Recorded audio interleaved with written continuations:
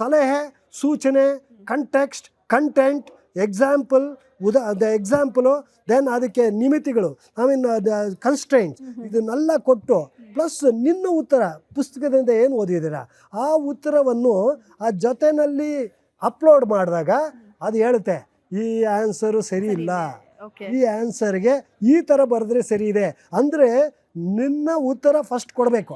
ನೀನು ಜಸ್ಟ್ ಡೈರೆಕ್ಟಾಗಿ ಅದು ಉತ್ತರ ಕೇಳಿದಾಗ ಅದು ಉಪಯೋಗ ಆಗಲ್ಲ. ನಿನ್ನ ಬುದ್ಧಿಶಕ್ತಿ ಕಡಿಮೆ ಆಗುತ್ತೆ, ನಿನ್ನ ಚಿಂತನೆ ಶಕ್ತಿ ಕಡಿಮೆ ಆಗುತ್ತೆ. ಸೊ ಅದು ಒಂದು. ಈಗ ಎರಡನೇ ಪ್ರಶ್ನೆ, ಈ ಒಂದು ಲಾಂಗ್ ಆನ್ಸರ್ಸ್ ಇರುತ್ತೆ.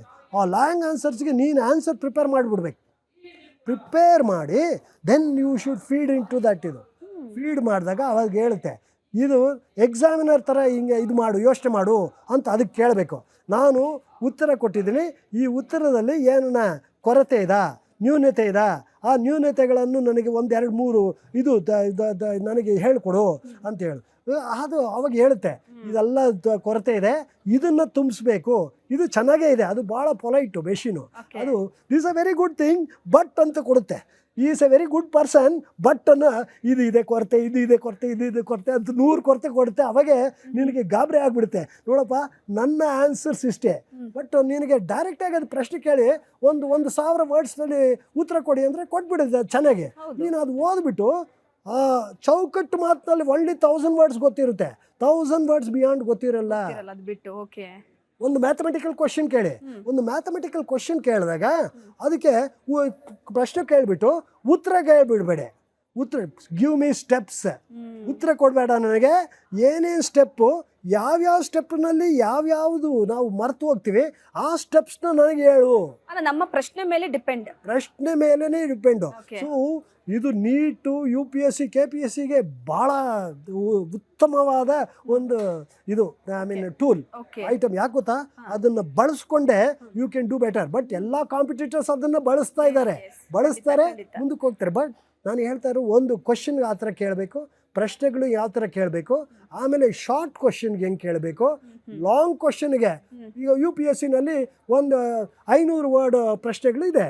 500 ವರ್ಡ್ಗೆ ನೀರು ಟೈಮ್ನಲ್ಲಿ 500 ವರ್ಡ್ ಎಷ್ಟು ಸಮಯದಲ್ಲಿ 20 ನಿಮಿಷದಲ್ಲಿ ಬರಿಬೇಕು. 500 ವರ್ಡ್ ಬರಿಬೇಕು.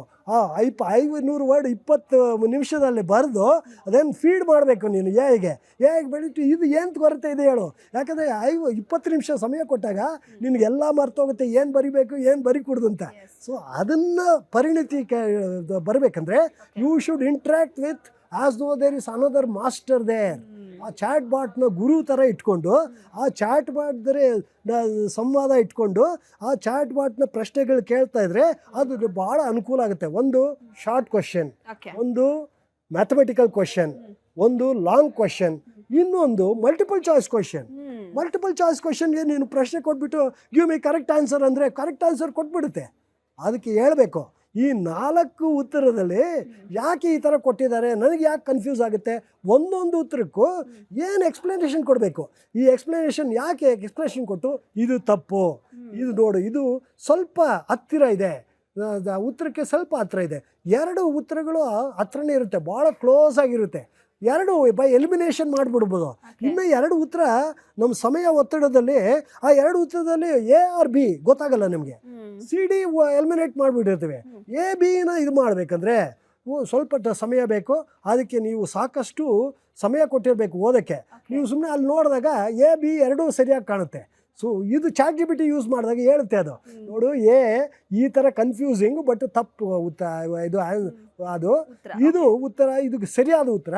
ಬಟ್ ಅಂತರ ಭಾಳ ಸೂಕ್ಷ್ಮವಾಗಿದೆ, ಭಾಳ ಸ್ವಲ್ಪ ಅಂತರನೇ ಇರೋದು.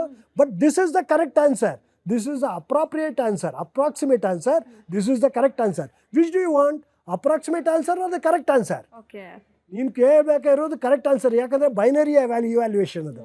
ಬೈನರಿ ಇವ್ಯಾಲ್ಯೂಯೇಷನ್ನಲ್ಲಿ ಅದು ಕರೆಕ್ಟ್ ಆನ್ಸರ್ ಕೊಡಬೇಕು, approximate answer is not they. ಈ 4 ಥರ ಪ್ರಶ್ನೆಗಳಿಗೂ ಉತ್ತರ ಕೇಳೋದು ಅದು ಸರಿಯಾದ ಯಂತ್ರ ChatGPT.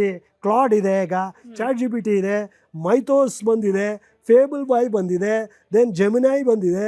ಇದೆಲ್ಲ ಭಾಳ ಅದ್ಭುತವಾಗಿ ನಮ್ಮ ಪ್ರಶ್ನೆಗಳಿಗೆ ಉತ್ತರ ಕೊಡುತ್ತೆ. ಎಲ್ಲ students whether is NEET, SSC, UPSC, KPSC ಇವರೆಲ್ಲರೂ CAT ಎಕ್ಸಾಮ್ ಇವರೆಲ್ಲ AI ಯಂತ್ರಗಳನ್ನು ಬಳಸಬೇಕು, ಉತ್ತರಗಳನ್ನು ಪಡಿಬೇಕು, ಸರಿಯಾದ ಪ್ರಾಂಪ್ಟ್ ಕೊಡಬೇಕು, ಅದ್ರ ಜೊತೆ ಸಂವಾದ ನಡೆಸಬೇಕು.